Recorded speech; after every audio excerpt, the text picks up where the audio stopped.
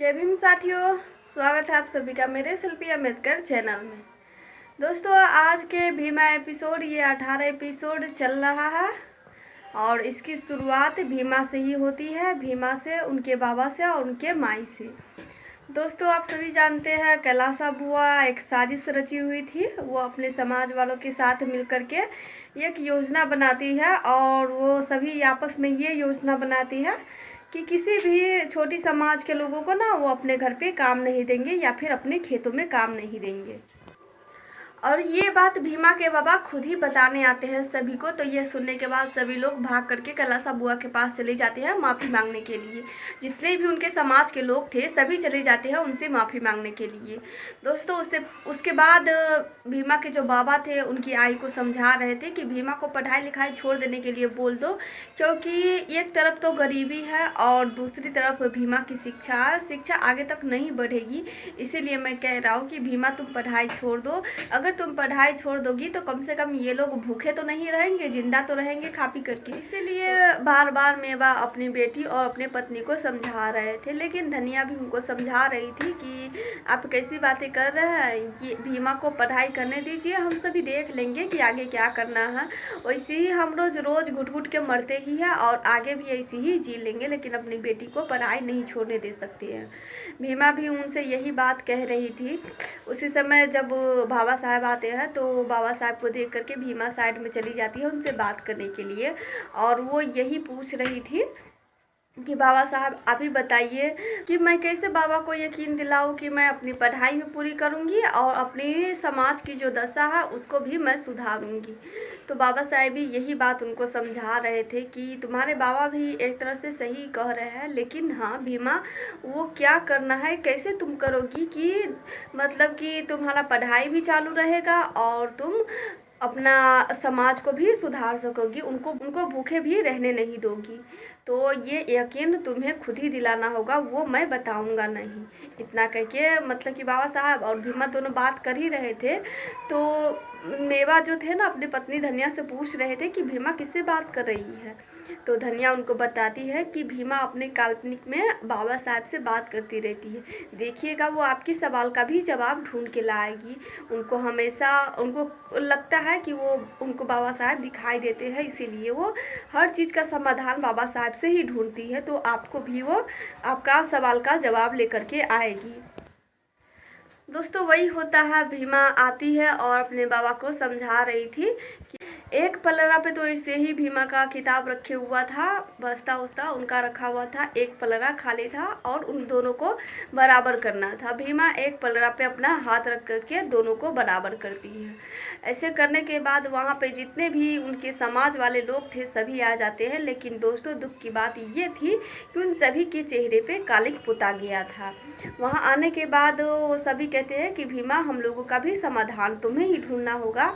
देखो, अगर तुम जब तक पढ़ाई नहीं छोड़ोगी तब तक हम लोग ये अपने चेहरे पर से ना कालिक नहीं हटाएंगे। भीमा दौड़ करके पानी लाने जाती है कि आप लोग अपना अपना मुंह धो लीजिए। तो वो लोग नहीं धोते हैं, वो सब यही कहते हैं कि जब तक तुम अपने पढ़ाई करने का फैसला रोक नहीं देती हो तब तक हम लोग अपना चेहरा नहीं धोएंगे।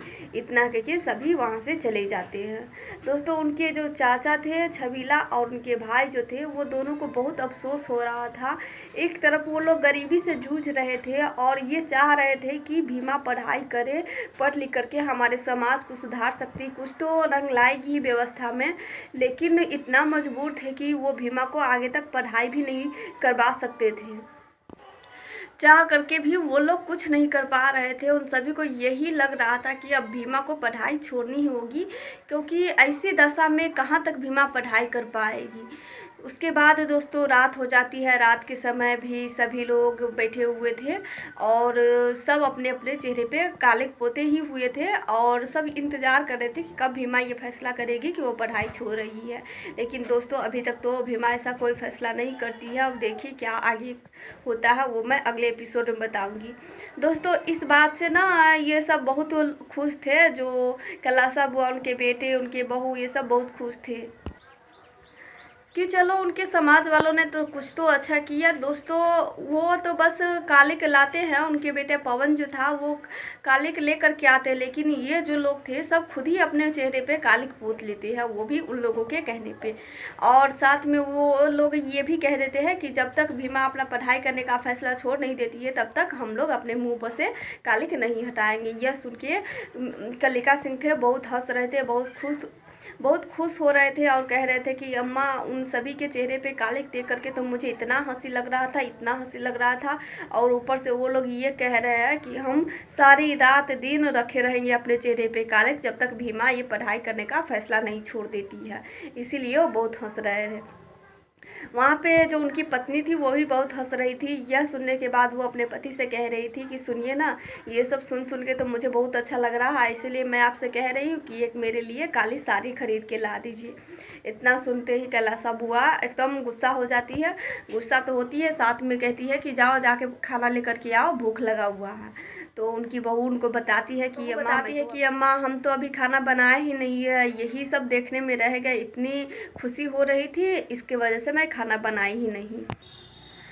कैलासा बुआ खड़ी होकर के उनको कस के थप्पड़ लगा देती है और उनको बहुत सुनाती भी है। लेकिन उनकी जो एक विधवा बहू थी वो आती है सामने और उनको बताती है कि अम्मा मैंने आपके लिए खाना बना दिया है, आप खा लीजिए। यह सुनने के बाद कैलासा बुआ उनको भी सुनाने लगती है कि हाँ तुम्हारा तो काम ही है सबको खाना, क्योंकि आने के बाद तो मेरे बेटे को खा गई और हम सबको अब खा जाना। इतना सुनने के बावजूद भी वो कहती है कि चलो खाना बना दिया तो लेके आ जाओ, खा जाओ, क्योंकि एक बहू तो ठहरी निकम्मा, इनको तो बस काम करने में मन लगता ही नहीं है। दोस्तों यही सब एपिसोड में होता है। अब अगले के एपिसोड में क्या होगा ये आगे मैं बताऊंगी एपिसोड में, क्योंकि आज का एपिसोड यहीं पे समाप्त हो जाती है। फिर मिलेंगे दोस्तों अगले एपिसोड में, तब तक के लिए जय भीम।